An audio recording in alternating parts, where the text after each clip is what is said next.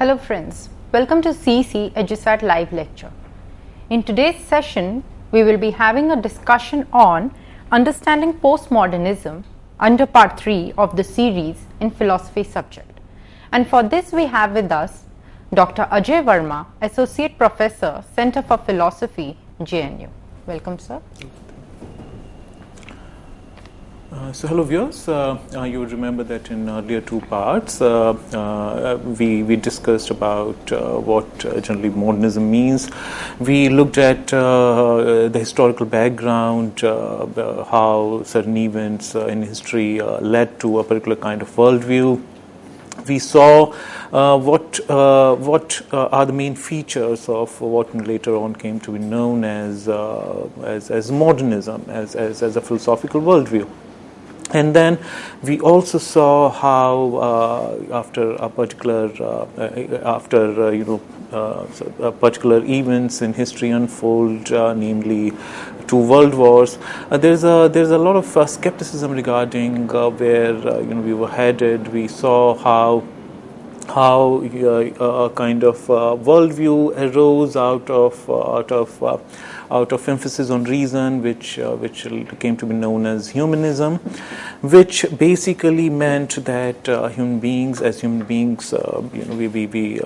are mainly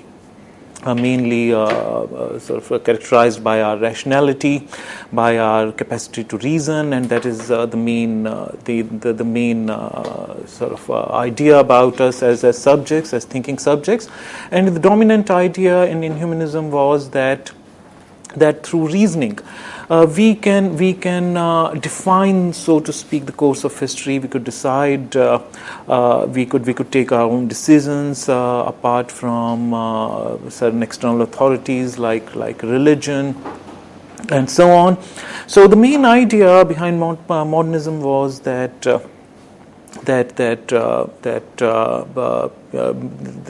through reasoning, through the power of reasoning, we can give our own meaning. We are in position to have our own projects regarding what we want to do. Through power of reasoning, we could invent things and not let nature dominate over us.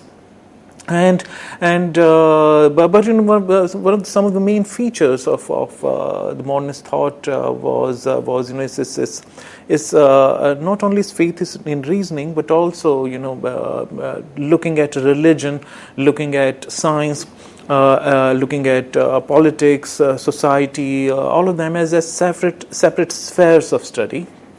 No longer dominated by any one sphere, as we discussed in the first part. Earlier than that, it was mainly religion, Christianity, which was the main source of all our ideas, whether those were scientific ideas, whether those were ideas concerning ethics, or for that matter, politics. So, what happens in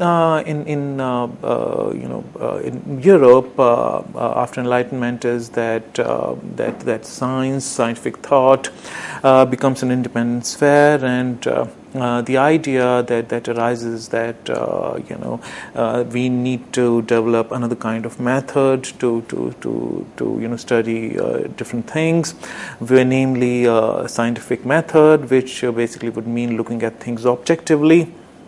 And observing the nature of things, and sort of forming and formulating, giving them some kind of formulaic expressions, which and these explanations, these formulaic expressions would cut across individual contingencies.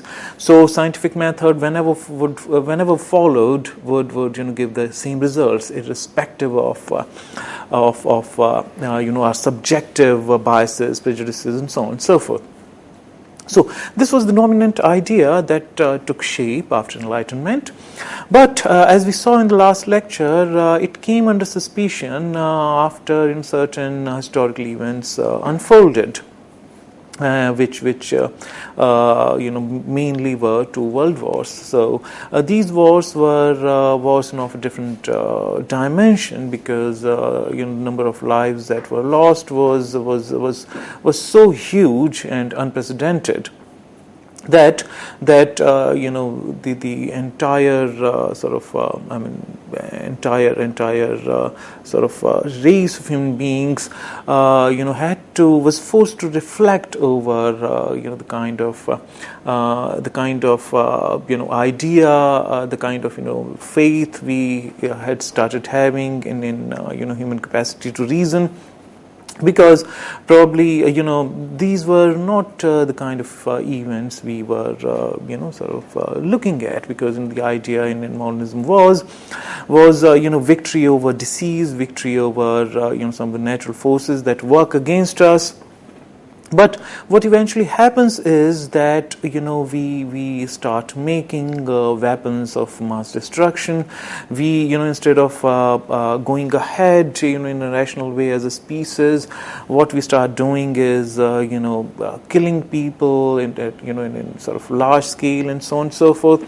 So this entire Enlightenment project, the idea of scientific method, more importantly than that, the idea that as human beings we are capable to define the course of history, and we could take our own decisions apart from any external kind of influences on our ideas. This kind of project comes under suspicion, and this eventually results in the kind of ideas that start pouring in around 1960. So as we saw in our last lecture, one of the main proponents of postmodernism, Lyotard, defines postmodernism as a kind of incredulity towards what he calls meta-narratives. In our last lecture, we had look at what generally we understand by meta-narratives. So meta-narratives, is to recapitulate quickly. Meta-narrative is generally speaking an idea, some kind of dominant idea that this is like given this set of given the structure of reasoning, these are the certain kind of idea, these are the certain kind of events that are going to unfold in history. So sort of mainly among these ideas would be Hegelianism, his idea of dialectical reasoning, and how it was going to result in at some point of time in what he called universal enlightenment. Also, under attack was Marxism, which was a different kind of interpretation of Hegel, where Marx thought that eventually there will be some kind of class struggle would result in some certain kind of unfolding of events in political sphere, where the working class would topple down the capitalist system and would take political power in their own hand. And then it would result in communist sort of regime, communist party, which would be there for the time being, and then it'll be the eventual goal was some kind of some kind of collectivity without any state control. So these kind of grand stories, as we could call them, which predicted, which sort of thought, which were basically expressions of thought that certain course of events are going to take place, and this is how the world is going to look like, this is how the world is, and this is what it's going to look like in future, and so on and so forth. These were termed as what Lyotard called meta-narratives. And of course, not to mention Christianity is also taken as a kind of meta-narrative, because that it also has some kind of some kind of notion of beginning, and how given certain kind of actions, if we keep on keeping a check on our actions and thoughts, how there's going to be a day of judgment where certain decisions about our life later on would be taken. So overall, the idea is that modernism, after Enlightenment, came up with certain ideas about humanity, and how the kind of future that we predicted for ourselves. And the kind of celebratory mood that we were in, that now through the newly discovered power of reasoning, and after having freed reasoning from the clutches of religion, we could march ahead. We could progress in the direction which would be conducive to human betterment, generally speaking. But as I pointed out, this itself comes under suspicion later on, and today again we are going to look at some of the other aspects that we didn't discuss in our last two lectures. So now one of the main ideas, as I pointed out, in humanism was that when we write a text, the point of origin of meaning basically lies in the author, in the writer, in the author, in the subject who writes. So basically, when we read a text, it has a definite meaning, and the task of the reader, therefore, is to try to have a glimpse into that meaning which has been, so to speak, ascribed, given to the text by the author, because the author is the source of meaning. So the idea here is that there is the equation could look upon something like this: that there's a text to be read out, and on the one side of it is the reader, who the onus upon whom is to sort out, to work out the meaning that the author must have intended while the text was written. On the other side of the text, of course, is the author, who basically is seen as the owner of the text, or the ownership of the text belongs to the subject, to the author, to the writer who has written that text. So basically, text is a kind of is viewed as a kind of conduit through which a reader tries to connect to the author, so to speak. And given this kind of idea, there of course has to be one right meaning in the text, and but the way sort of this idea is problematized later on is that as individuals, we kind of our consciousness takes shape within a particular kind of milieu, which has social influences, which has political influences, and this is how, which has all kinds of cultural influences, and at no point of time can we create a kind of some kind of psychological vacuum, some kind of mental vacuum within us, the kind that Descartes thought could be possible. So whenever we approach a text, whenever we approach, for that matter, an artwork, what is happening is that we approach it, we look at it along with certain biases, prejudices, and so on and so forth that we have imbibed through the course of history, through the course of time, the kind of the kind of interactions that we have had with people around us, with things around us, the kind of meanings, those things, the kind of cultural meanings, the things around us, things around me have sort of represented themselves to me.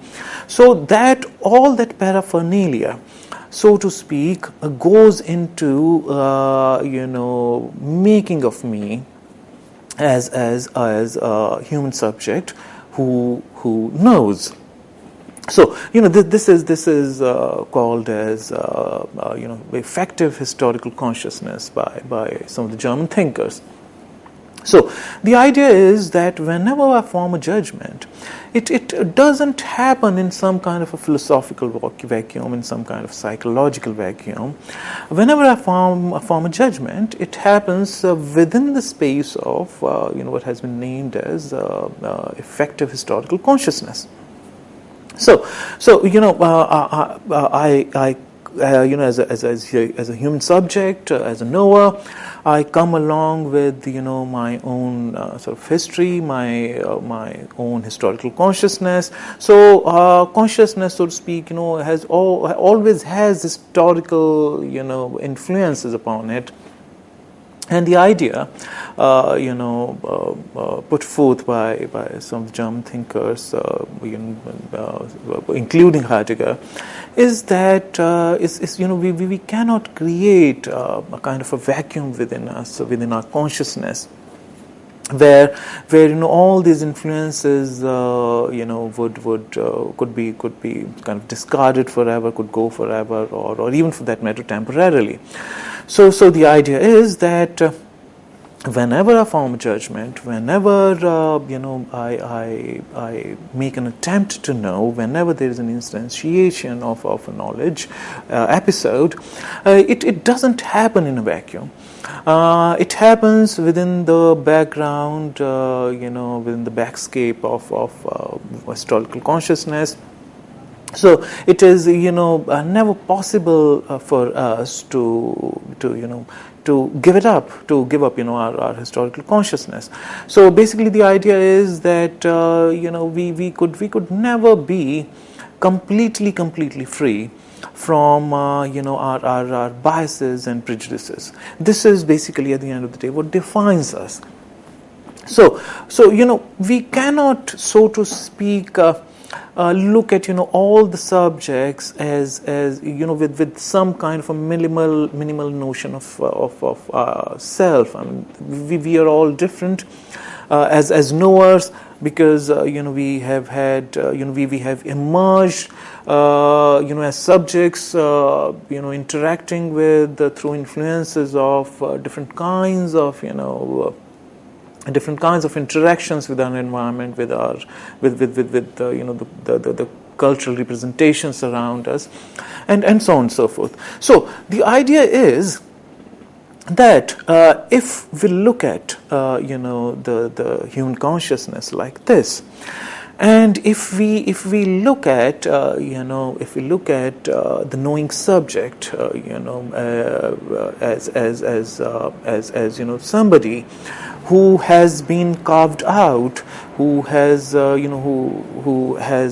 result of interaction with cultural representations, and so on and so forth, it would never be possible for us to kind of what earlier hermeneuticists called extinguishing ourselves. So we can, so to speak, never extinguish ourselves, our particularities, in order to have a glimpse into what is sort of deemed as the original meaning within the text. So in the idea is, I mean, we could to have a better understanding of what I'm trying to put forth here. We could go back a little bit back in time and talk about some of the earlier thinkers who had something important to say about reading of a text. So some of the earlier thinkers like Renke, Schleiermacher, and maybe Dilthey, what they thought was the text, mainly when they talked about text, the idea was the biblical text. So the earlier idea was that the text has a certain kind of spirit running through itself.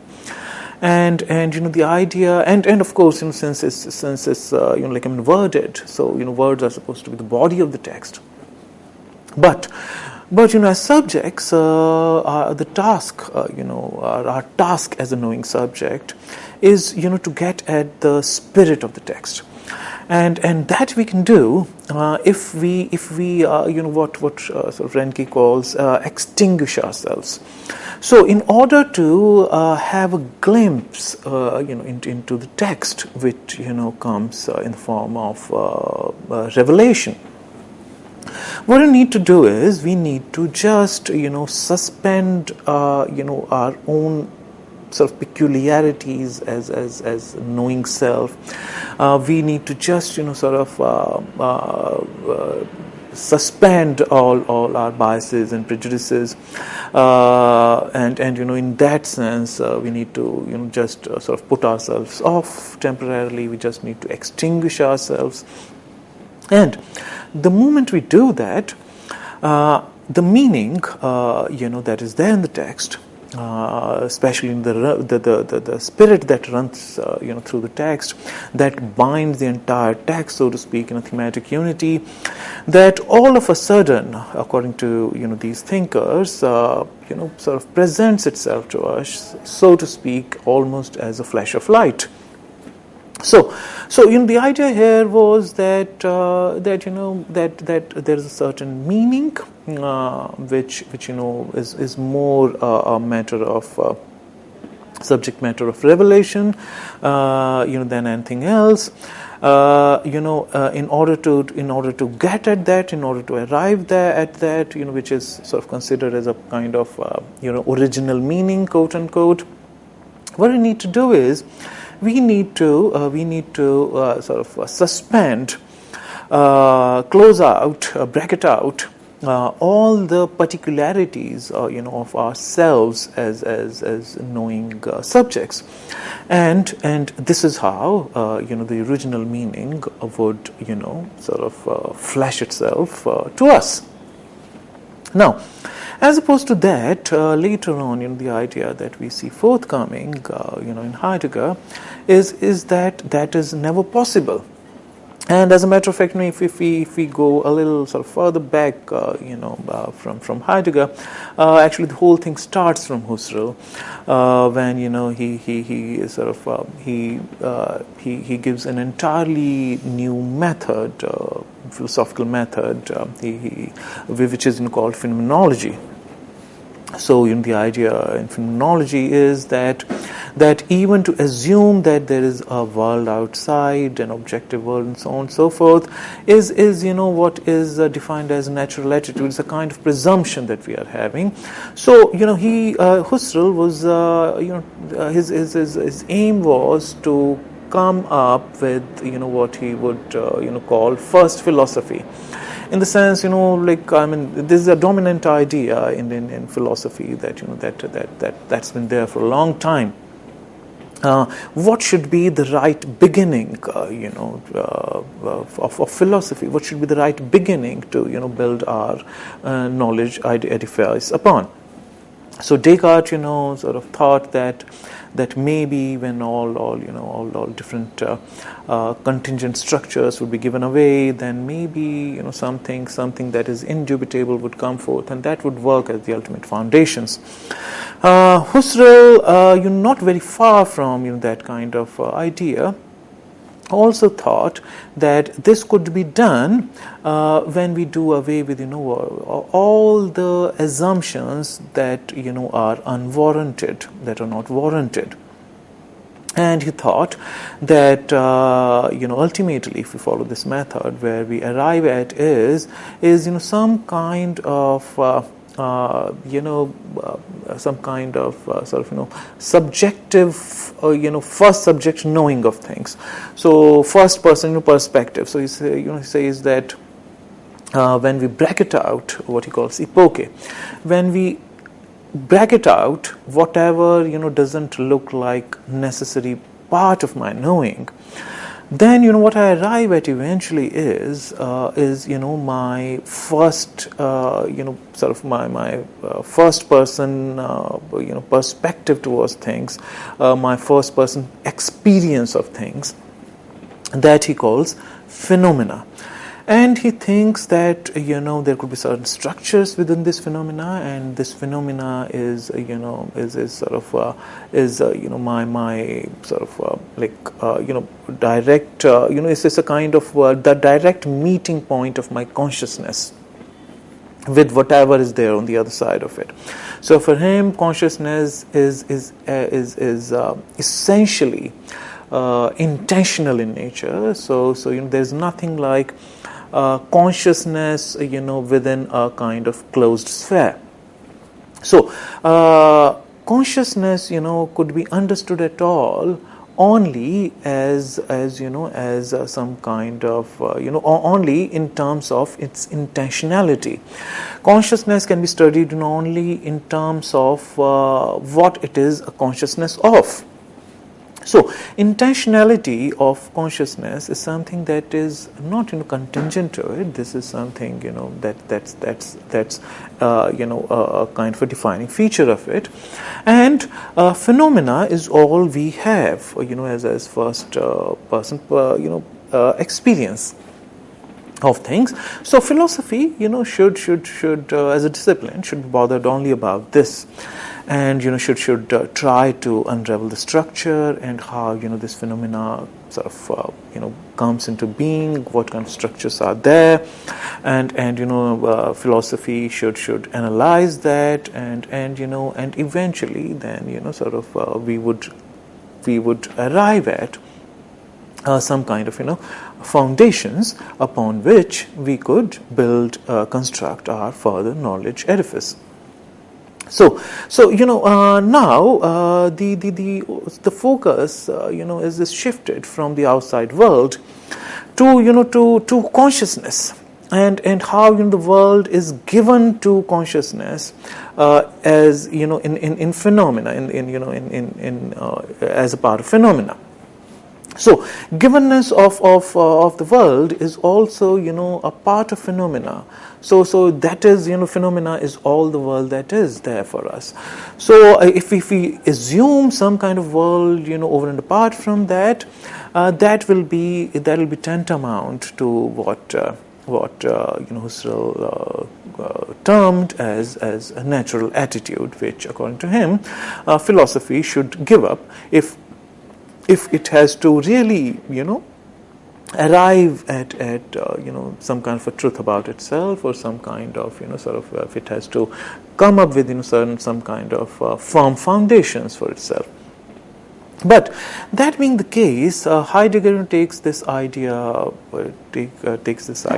further, and says that human consciousness since is kind of historical in nature, and therefore we can never. So this is called giving existential turn to phenomenology. So in the idea here is that consciousness is always constructed historically, and so on and so forth, and it may never be possible for us to give up the historicality of our consciousness completely in absolute terms. So the idea that comes forth here is that when we read a text, when we look at an object, it cannot be the case that we approach it with some kind of vacuum in our minds, with some kind of a vacuum in our consciousness, and whereby the actual nature of the object would present itself to us. So that kind of an idea is entirely put aside by Heidegger, who believes that the meaning of a particular object unfolds in a very different way. It unfolds through sort of our what the kind of ideas we project onto it. And it is within the background of these projections that an object presents itself as of use in a particular situation, and so on and so forth. So the idea is that there is nothing like some kind of absolute nature of things, some kind of objective nature of things, and the earlier idea that as subjects, if we could suspend our biases and prejudices, then we could come to know the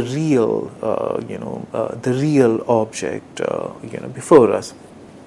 So now what happens as a result of this idea, Gadamer takes this idea even further on, and he says that there is no, so to speak, original meaning in the text. So he gives up, he gives up the necessity of there being, an author, so to speak, on the other side of the text at all. So according to him, we need not bother about what earlier we had been hitherto calling as the original meaning of the text.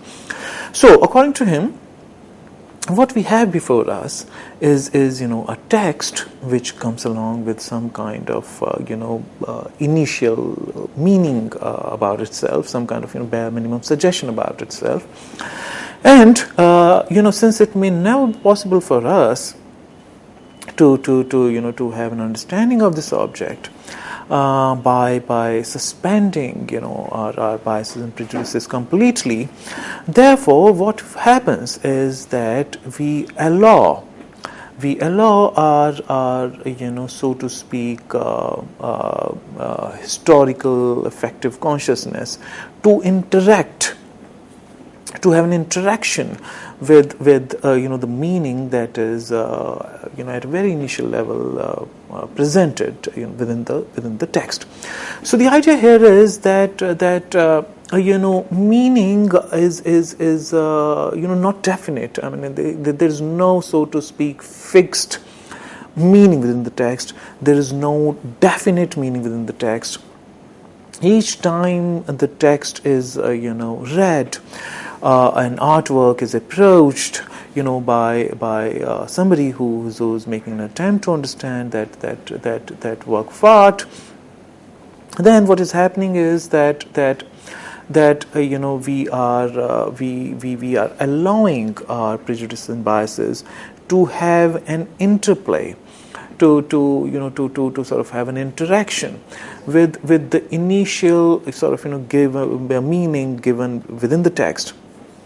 And as a result of this interaction, as a result of this interplay, some kind of meaning starts working out from within the text.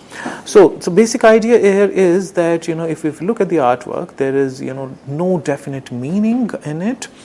We don't need to have a glimpse into the mind of so to speak the painter or the author of the text, so to speak. That the other side of the text, so to speak. Earlier we talked about both sides of the equation. On the one hand, at the center is an artwork or a text. On the one side of it is the knowing subject. On the other side of it is the author. And the idea is how to arrive, how to go across to the meaning, the authorial meaning, so to speak, to reach across to the actual intended meaning by the author. As opposed to that, after Gadamer, that early idea, that was a part of humanist discourse, that as reasoning subjects, we describe, we give meaning to the text, to whatever sort of like ideas we may have, the representations of them. So that idea is now given up, and in place of that, the new idea is that the other side of the text is kind of completely irrelevant for us, for the understanding of the text, for the understanding of an artwork, and so on and so forth. So here, so according to Gadamer, we don't, text is a kind of a complete unit in itself. It doesn't come to have a life, because it has a point of origin, so to speak. According to this new understanding, the moment an artwork is completed, moment a text has been completed, a text has been written, it has, so to speak, a life of its own. It doesn't require any other support in terms of its creator or author or so on and so forth. So once created, an artwork or a text has a meaning of its own, has a life of its own, has some kind of initial, suggestive meaning about itself, for which it doesn't have to, look back towards its author or creator. So therefore, now in this new equation, the understanding takes place as a kind of a dialogue, not as a kind of it's not a one-way process anymore. It's not that meaning is delivered by an author or an artist, and then through this physical representation, it's grasped by the knower on the other side. Now the new, idea about understanding is that we come along with our own historical consciousness, effective historical consciousness. We imbibe certain prejudices, biases, from history, from culture, and so on and so forth, and they are they go into the making of us, so to speak, as a knowing subject, and we cannot so to speak discard them completely, as certain modernist thinkers like Descartes and others thought could be possible, and thought is desirable. So the idea here is that any meaning rather results as as an endpoint, or as an ongoing process, from some kind of an interaction between our historical consciousness and the initial givenness, the initial suggested meaning in the text or an artwork. And also, something that we must understand apart from this is that when we say that it's a result of an interactive process, we don't mean that this interactive process would always result in one particular kind of meaning, which is actually, as a matter of fact, there in the artwork. So, the idea is that there is no definite understanding that has been represented in the text. There is no definite structure, so to speak, within it. So what happens is, text comes to life only, so to speak, when it has a reader. If it doesn't have a reader, it is, more or less as good as dead. Because if nobody is reading it, then it does not, so to speak, have any meaning at all. Then, apart from a reader, there is nothing in it, so to speak. So, the idea here is that not only we don't, sort of presuppose some kind of authorial ownership of the text, but also along with that, we discard the idea that there is some kind of a definite understanding that has been, so to speak, encapsulated, that is being represented in the artwork or a text. And now the idea is that any understanding could ever take place, for that matter, only as a result of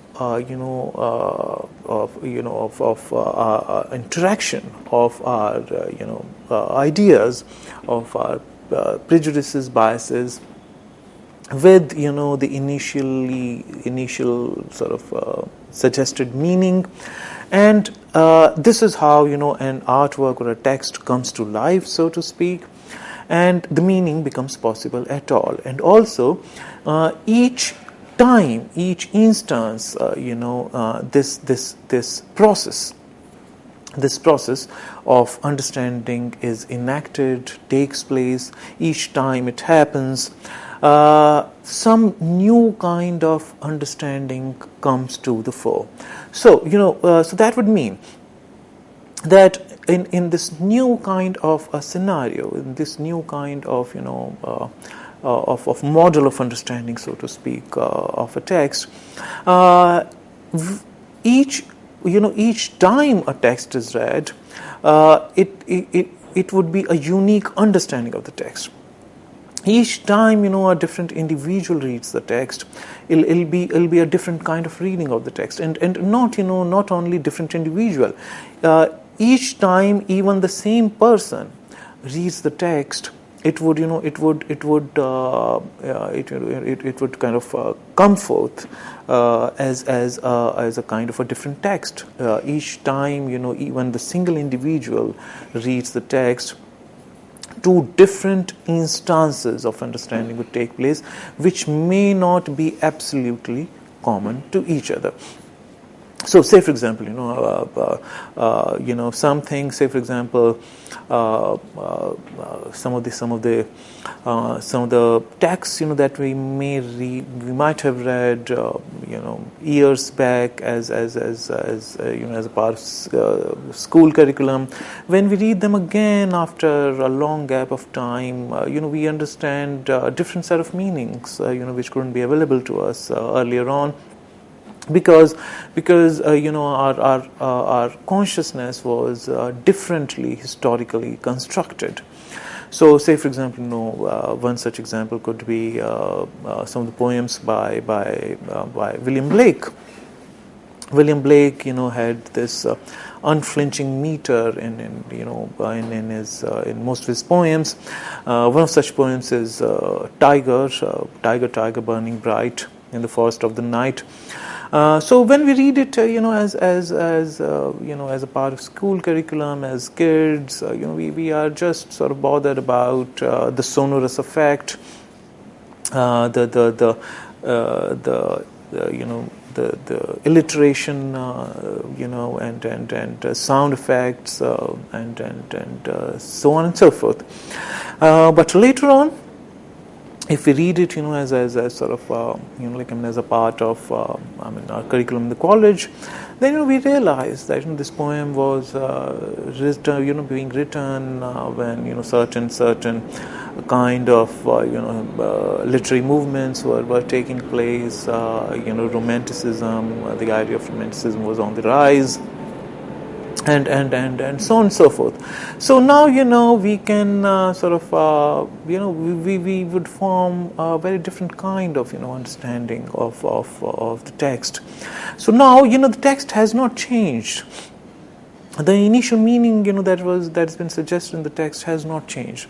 What has changed is, is our consciousness. So even when as knowing subjects, when we look, when we see a same movie twice over, when we watch it for the second time, most of the time, we notice, new things. We might have a different understanding, which was more enhanced, maybe of different kind than our earlier, watching of the film or reading of the text, and so on and so forth. So, the idea here is that the origin of the meaning, where it's coming from, is no more relevant for for our understanding of an artwork, for our understanding of a literary work, and so on and so forth. This is something that ultimately results in what in literary theory comes to be known as the death of the author. So this was a kind of a celebrated kind of sentence within literary circles. What does it mean? It means basically, when we say the author is dead, what we mean is that that the author is no more the source of meaning. Author is no more to be treated as the point of origin of the text, the reference point, so to speak, in terms of which any understanding of the text could be possible at all, as sort of was the earlier idea. So now in the new scheme of understanding of things, we don't need to look at the author. We don't need to look at the other side of the artwork at all. What now sort of the complete focus comes upon the knowing subject. The knowing subject, who is his or her perspective, and her prejudices and biases, which are ineluctable part of the consciousness of the one who understands. So the understanding of a thing depends upon not so much not so much on what has been represented. Of course, that's there as a trigger point. If that weren't there, then the understanding process wouldn't even start. But what is more important for us, for the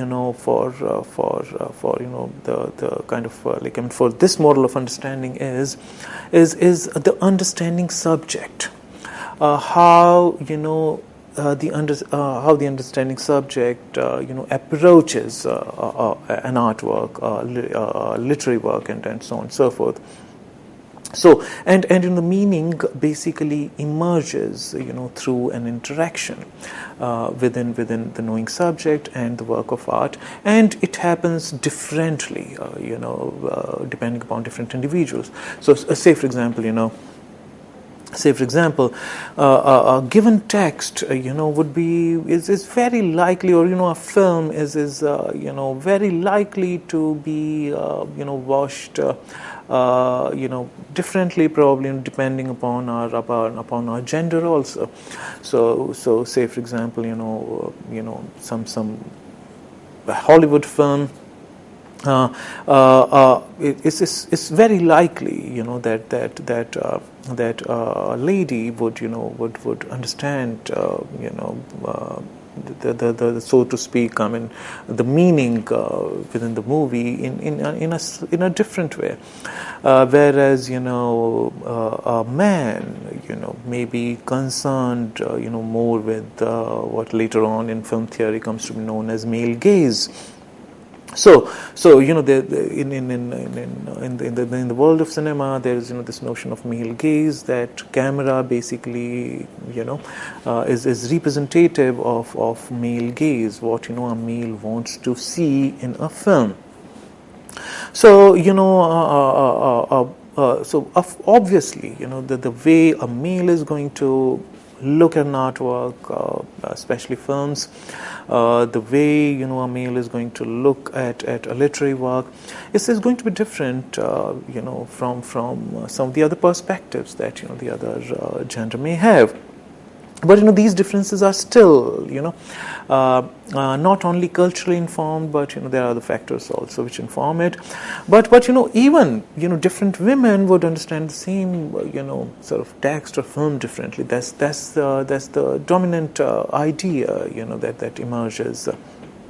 That emerges after Gautama, and also apart from that, if we look at some of the French thinkers of those times, especially amongst them Sartre, though also I must sort of make a disclaimer here that most of these thinkers are not avowed, are not self-proclaimed postmodernists.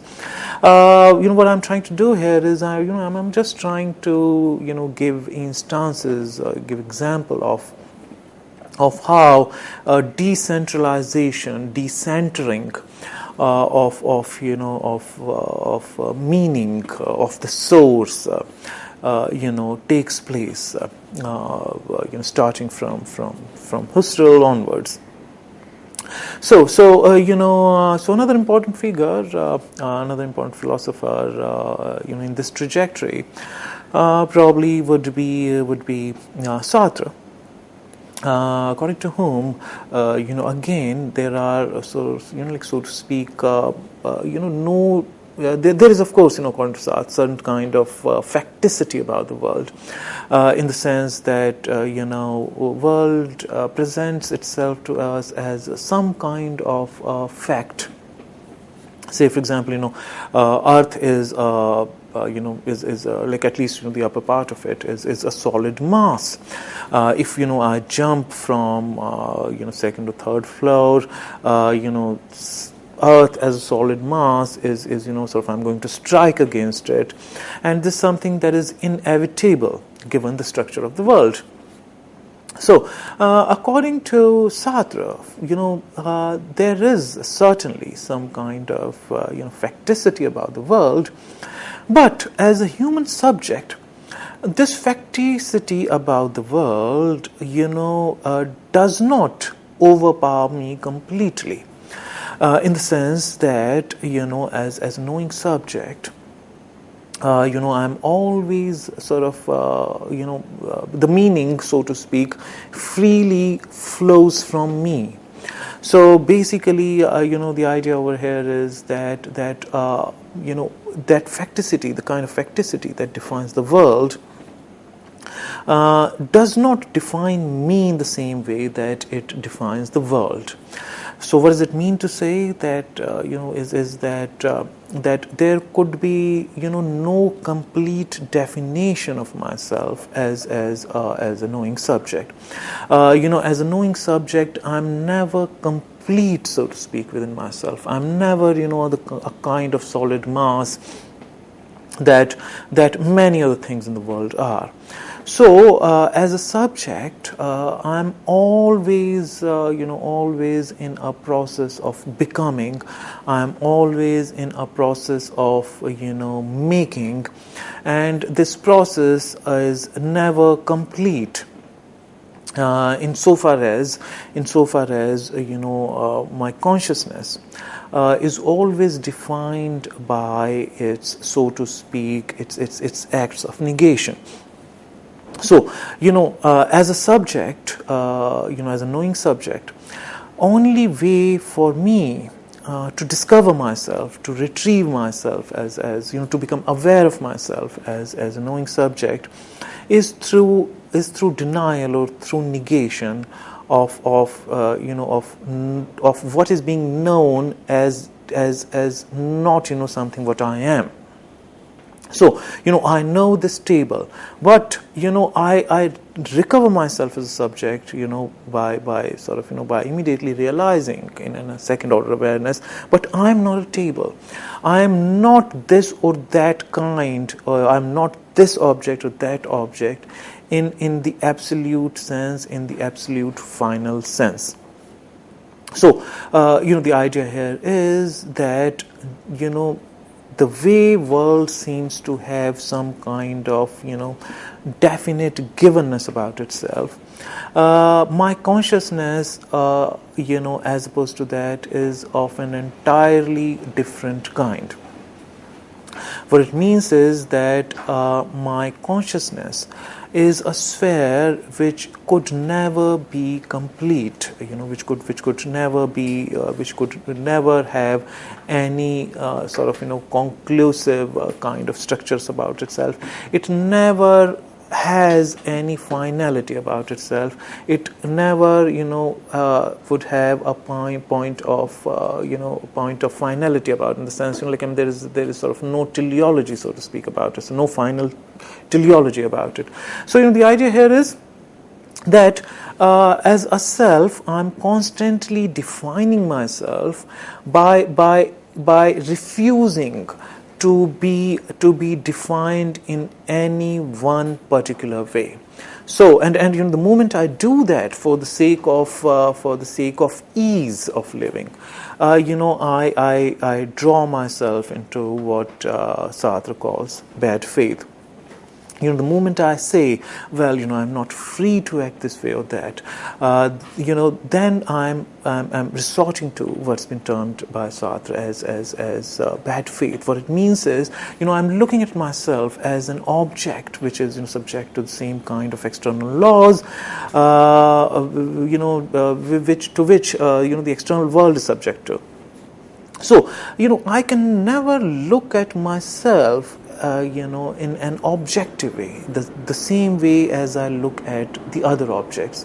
So, the idea here is that as a knowing subject, I refuse any final givenness about myself, and that I do by the act of negations, coming from my consciousness, which is the only thing, that could be defining, about my consciousness. So, my sort of, I constantly, elude any objective, understanding of myself by constantly refusing, to be understood as this kind of person or that kind of person. And when I'm not doing that, I'm looking at myself as a fixed kind of an object. So basically, to sort of put it in the perspective, after this discussion, what I'm trying to hint at here is, in existential phenomenology, the way it's presented by Sartre, the idea is that there is no fixed boundaries to our consciousness.